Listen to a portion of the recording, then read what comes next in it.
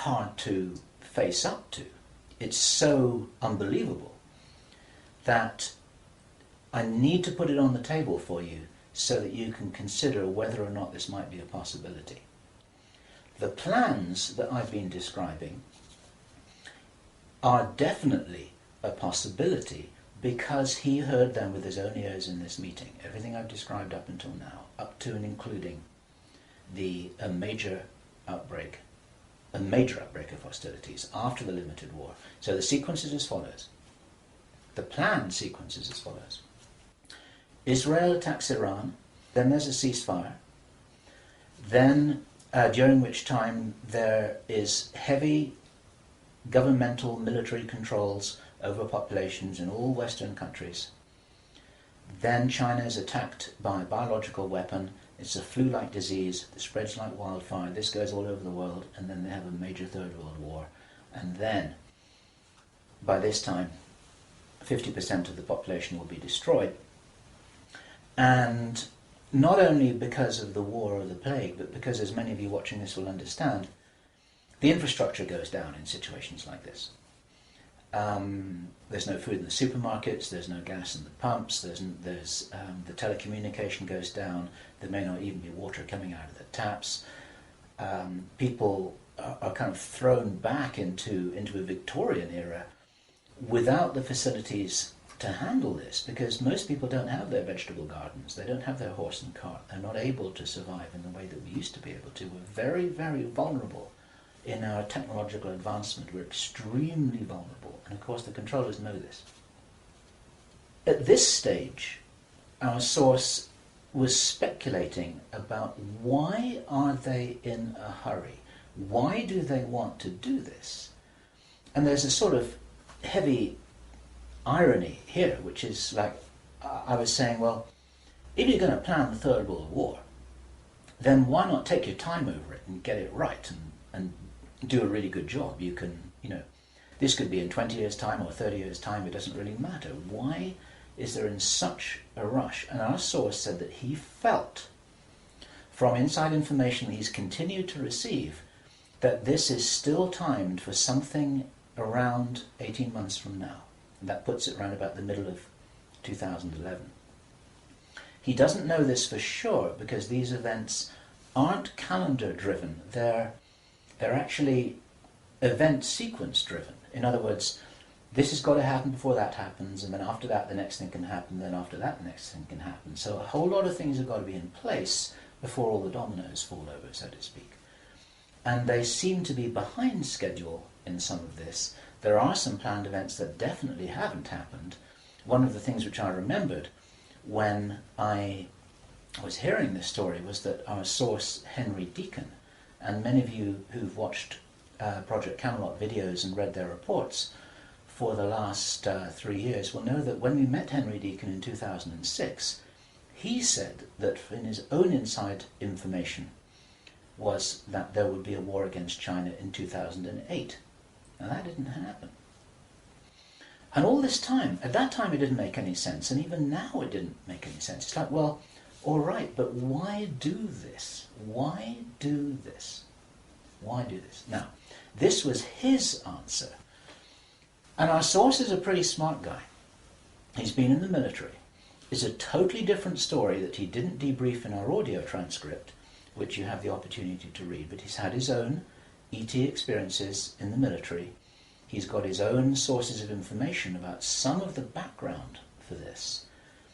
He says that he's as sure as he can be that the people who are calling the shots in the world, you can call them the Illuminati, the controllers, the cabal, whatever name you have for them, they believe that there is going to be what he called a geophysical event, a major geophysical event.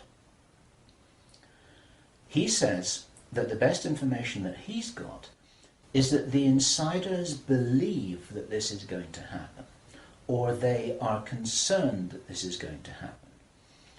And many of you watching this will know that this isn't a completely crazy idea. There have been trillions of dollars that have been spent on deep underground bases for some reason which we don't know why it is.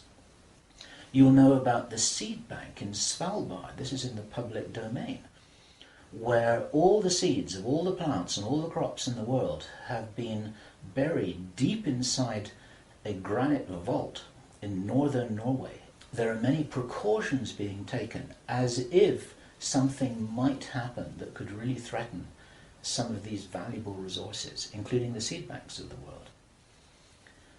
Now, if there is going to be a geophysical event, as they believe, this is because it seems to be preserved Illuminati inside knowledge, whether it's true or not, that there are repeated cyclical geophysical events about every 11,500 years. Information about what really happened to Atlantis was very probably in the Great Library of Alexandria that burnt down a couple of thousand years ago. There are persistent rumours that much of that information has been retrieved and it's in the Vatican Library. This is information which is not in the public domain and which the insiders may have access to. Whether it's accurate or not, the important thing is to realise that they probably believe that this will happen and they're making their precautions. And this might be the justification for this insanity that we've just heard about in this plan. Consider this. He said, if there's going to be a major geophysical event, something like a pulse shift, maybe it's Planet X, maybe it's some kind of energetic phenomenon that the solar system is going to be moving into, that's going to somehow destabilize the Earth or the Earth's crust in some way. We don't know. But if there were to be a major emergency like that, something that would actually make a war look very inconsequential, the thing that will help the human race to survive it, or will help parts of the human race to survive it, is if there is already emergency preparedness in place before it happens. In other words, if you knew that there was an emergency coming, if you knew, for instance, that there's a hurricane coming in to hit your city, then you put all the emergency preparedness in place beforehand. You have the troops ready, you have the infrastructure ready, you have the military ready, you have everything that you need ready to handle this situation so you can respond and react and recover in the best possible way. Our source suggests that the reason for this whole Third World War scenario is that then the Western governments, with the Chinese out of the way, will be in a state of such totalitarian control of their own population that they will be best equipped to recover and rebuild the new world after a cataclysm.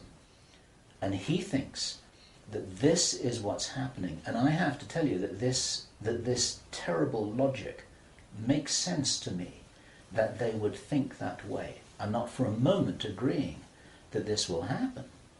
I think this is wild, crazy stuff, but if they believe that it's going to happen, then this could be their justification for this kind of plan that we've heard about is really being discussed. And this now is my own speculation right now, which also makes sense to me, and I invite your comments and your thoughts about this. We need to work together to figure out what's happening here. It's called the Anglo-Saxon mission. What that told me was that the reason for the name is because this is a white racist agenda for the inheriting of the new earth. It's a plan that Hitler would be proud of. If they think that a new earth needs to be rebuilt, a new world, think of that little phrase there, if a new world needs to be rebuilt after a cataclysm, they want the Anglo-Saxons to be doing it. They don't want the Chinese to be doing it. They get the Chinese out of the way first, and then the Anglo-Saxons will inherit this new world with the other nations, the Asian nations, the African nations, the South American nations. Presumably, it is assumed that they won't have the resources to be able to handle the situation in any kind of a way that gives them the strength